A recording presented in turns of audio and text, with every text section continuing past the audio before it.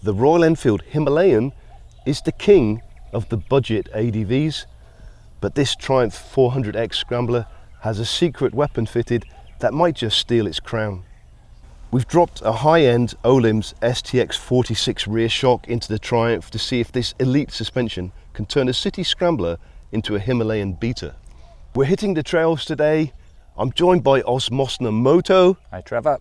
We're going to hit the trails and see if this £1,000 upgrade can actually make it as good, or if not better, than the Himalayan 450, or whether the Himalayan 450's DNA is too strong.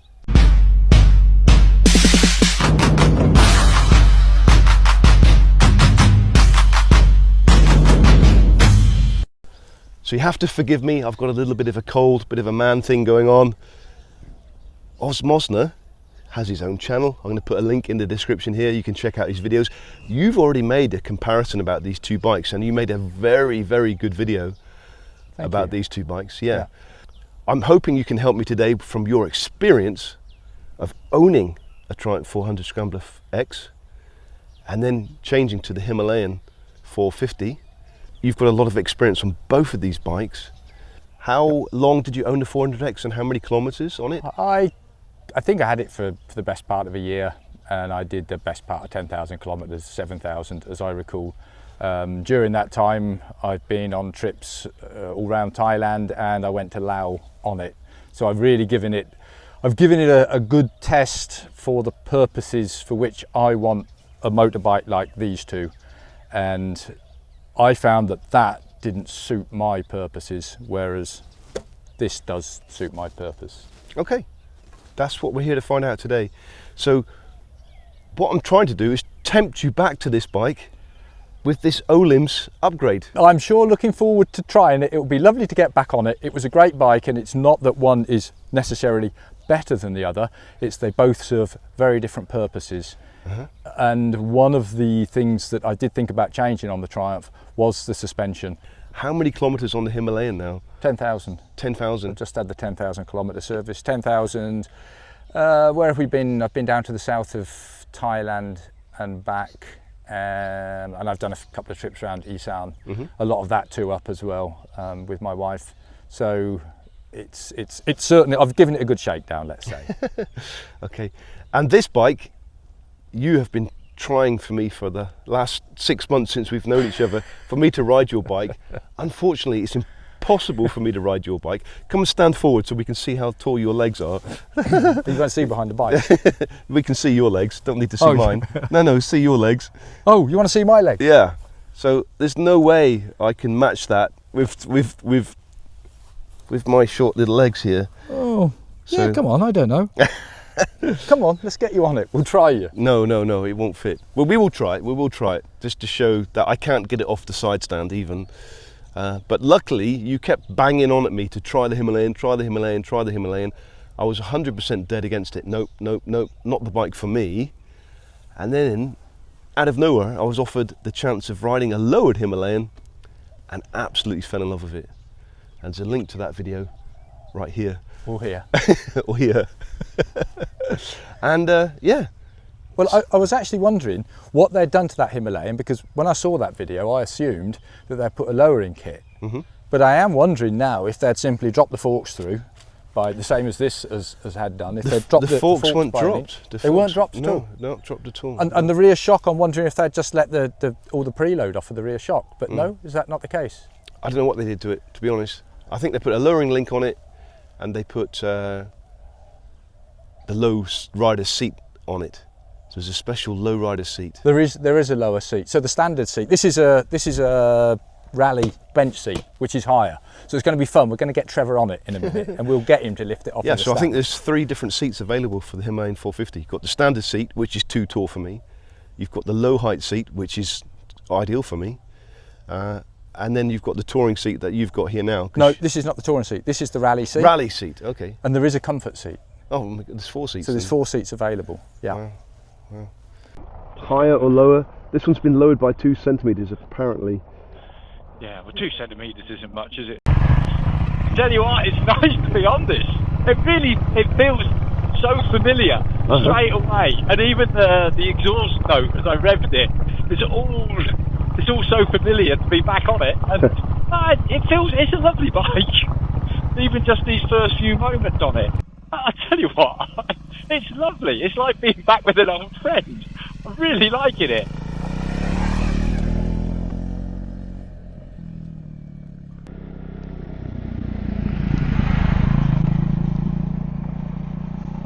So I think you like going fast off trail as well. I wouldn't say going fast, but faster than I normally would. Yeah, probably. I guess I just spend more time on the dirt, so I'm a bit more used to it. But I think I come into the category of explorer rather than thrill seeker, if you see what I mean. So. And you've got those new tyres to try out as well, obviously.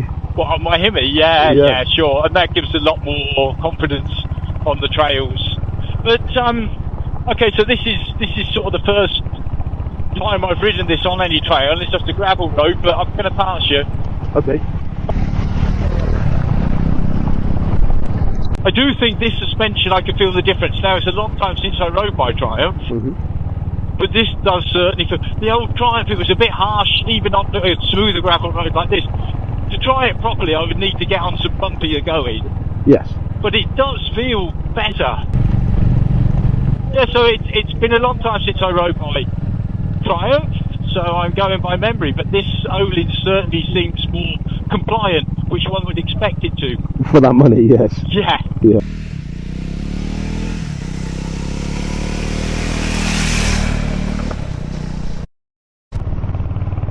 So you were going to tell me the reasons you changed? The reasons I changed, yeah. So we've got a CRF 300 Rally. When I say we, that's my wife and I. We do a lot of travelling on it. I like to go off-road, as we've already talked about. I like to explore. I like to be able to take any road, track or trail I see.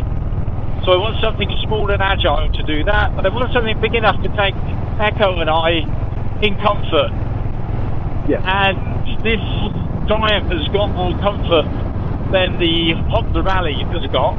So that's why we got this. We got it because of the styling, and it's got the extra power that you might want to pull you up the hills when you're two up. But the problem was, there was a couple of problems. It wasn't as good on dirt roads, tracks and trails. And I found it difficult to put enough luggage on. If we just wanted a bag on the rack on the back, I had a bag, we could put the bag on the rack.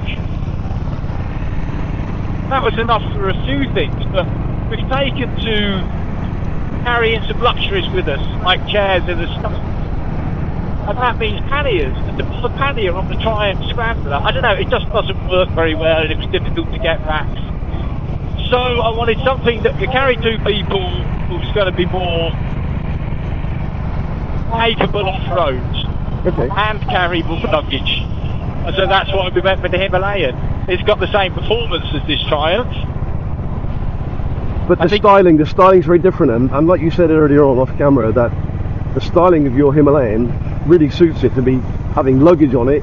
Where you put luggage on the Scrambler, it just doesn't look right for some reason. Absolutely. I mean, at the risk of being accused of putting style before everything else, when I should be thinking about function, I couldn't bring myself to put racks on the Triumph Scrambler, because to me that just doesn't look right on a Scrambler. I tried putting my endurance stand throw-over panniers on, and there was such a grave danger of touching the exhaust. I didn't like that. So I just couldn't find a decent solution for panniers. Okay. And part of that was because of the Scrambler style. Yeah. Whereas with the Himalayan, I put pannier racks on. I got some panniers that I think suit it beautifully, and I think that the panniers enhance the style of the Himalayan. It certainly has, yeah. And it's also got those tank guards on it, where you can put a couple of bags on the tank guards. Yeah. So I've got spares, tools and things in there. And I think the Hemi looks great with luggage. I think the Triumph Scrambler needs to be stripped down. Okay.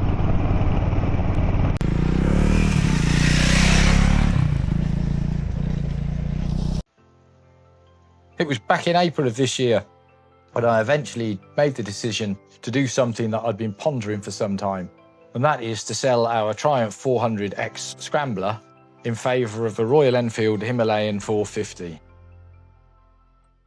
I was hoping that the Triumph would serve my purpose because I love the style, but it didn't serve my purpose, and it still doesn't serve my purpose. So if you want an adventure bike that will take you on all roads, any roads, and even when the roads run out, the dirt roads, the gravel tracks, the mountain trails, and you want to be able to go two up, and you want to be able to carry panniers, tank bag, and the bags on the side of the fuel tanks, all the stuff you want with you, you've got to go for the Himalayan. The Himalayan's got such good suspension as well in comparison, so on the dirt roads, much better suspension.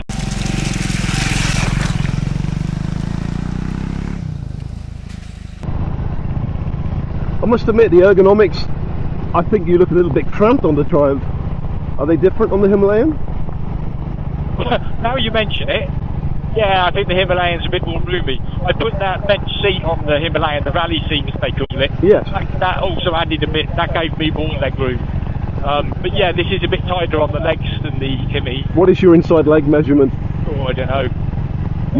You are very lanky. It's adequate. I don't know about lanky, I would say perfection. I am very jealous. Yeah. But that's an interesting thing for anyone thinking of buying a 400 Triumph. With the 400 Speed and the 400 Scrambler, it's not just the aesthetics. The Scrambler is a much better bike for a taller person because even the footrests are lower. So you've got more room from the seat to the footrest on the Scrambler. The handlebars are higher. Yeah. So it's all round. Although it's the same bike, effectively the same bike, the Scrambler's much more spacious. Okay. Than the Speed. And the price is quite different as well, right? There's quite a difference in price. Yeah, I reckon when I bought mine, it was, I'm going to say, £600 more expensive for the Scrambler. You did get a few extras for that. You were getting longer travel suspension. You were getting a bash plate. There were one or two other things, the radiator guards. So yeah, a few things, but probably not actually worth the extra. But you're just buying it for the styling. Okay, time for a coffee. Yeah, good idea, Trevor. 1022 Coffee House. I hope they're open today. They are. The gate is.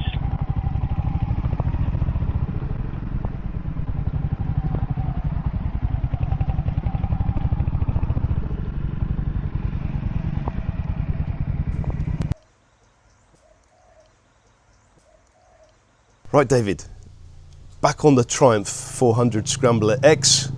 How was it? Tell you what, it was like being reunited with an old friend. Really enjoyed it. It is a super bike. There's no doubt about it. For me, not the bike for my purpose, okay. Unfortunately. Okay. And then interestingly, of course, one of the things you've already mentioned is that it's got the Ohlins Shock.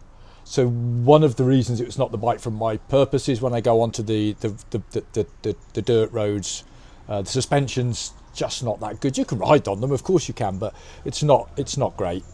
So with this suspension upgrade, although we've not been really into the wilds, the bits that we've done off-road, I'm sure that I can feel it's a better suspension unit, which it should be. Yep. But when you consider that, you said that that's £1,000 for that rear shock, upgrade, yeah. And then I think to improve the front forks, you're looking at the Rally Raid kit in the UK, which is the lion's share of £1,000. So you're talking £2,000 upgrade already onto a, what do these cost? Are they £5,000? £6,000. So you're suddenly taking it to an £8,000 motorbike. Yeah, yeah. So I think that this Triumph is a beautiful bike. It's a lovely bike. It's great for riding around the back lanes. It will take you to the length of England if you want to, one person with a bag on the back. It's great. Don't let what I'm saying put you off. But if you want to really explore, if you just want to go wherever the mood takes you, if you're going to be going onto gravel roads, dirt roads, going up into the mountains on mountain trails, you want to take your wife on the back with luggage, with some chairs and a stove and that kind of thing, those extra comforts, then you need the Himalayan. The Triumph, spending £1,000 to £2,000 to make it the same spec, same comfort. This is why you chose the Himalayan, right? Okay, to make it clear, I'm not saying that you need to spend that money to make this a great motorbike. It is a great motorbike as it is. I don't use mine in the UK. I use mine in Thailand, where there's a huge amount of dirt roads. There's a huge amount of gravel and so it's a different situation. If you're in the UK where you're pretty much always on well surfaced roads. Yes, yes. Then this is fine out of the showroom. Okay. If you're going on adventures, I would say it's not particularly. And then the Himalayan is, you roll the Himalayan out of the showroom, you throw over You've hit a very good point, really. On a European market, where you're really restricted that you can't really go off that road much. Exactly. Then it's a perfect bike. But the Himalayan for you, where you can go off-road anywhere and nobody minds. Well, you know, it's like, you just go anywhere. Nobody says you can't be here. Yeah.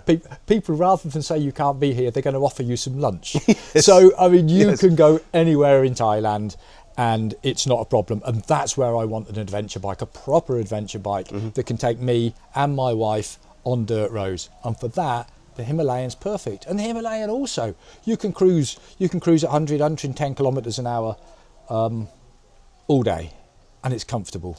So it will do anything. So out of the box, it's a do anything bike. Yeah. If you want some slightly bigger panniers, then you put the pannier racks on that cost £100, less than that, I think. And then you can put some soft panniers on or hard panniers. So, the £1,000 question, has the secret weapon done enough to win Dave back? The Öhlins has absolutely transformed the 400X. It's composed, it's plush, and it finally has the damping to match that engine. But Dave, he's staying with the Himalayan. For him, it's the out-of-the-box value and the luggage options. It's just built for the long haul from day one. And that is the truth. The Triumph is now a genuine Himalayan hunter on the trails and arguably the more premium experience. But for a lot of riders, the Himalayan's DNA is just too strong to beat, even with that gold shock. If you want to see how the Himalayan handles a different challenge, check out this video right here next, where we put it against the CRF 300 Rally and the Royal Enfield Hunter. As always, thanks for watching, and until next time, ride safe. Right, it's recording now. Go on, Trevor. I don't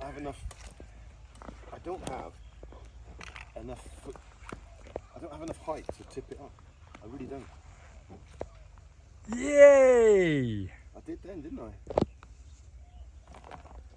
But now I can't put the side stand up because look, that's how high I am off the ground.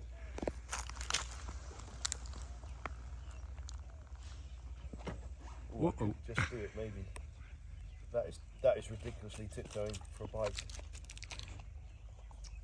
So it is technique.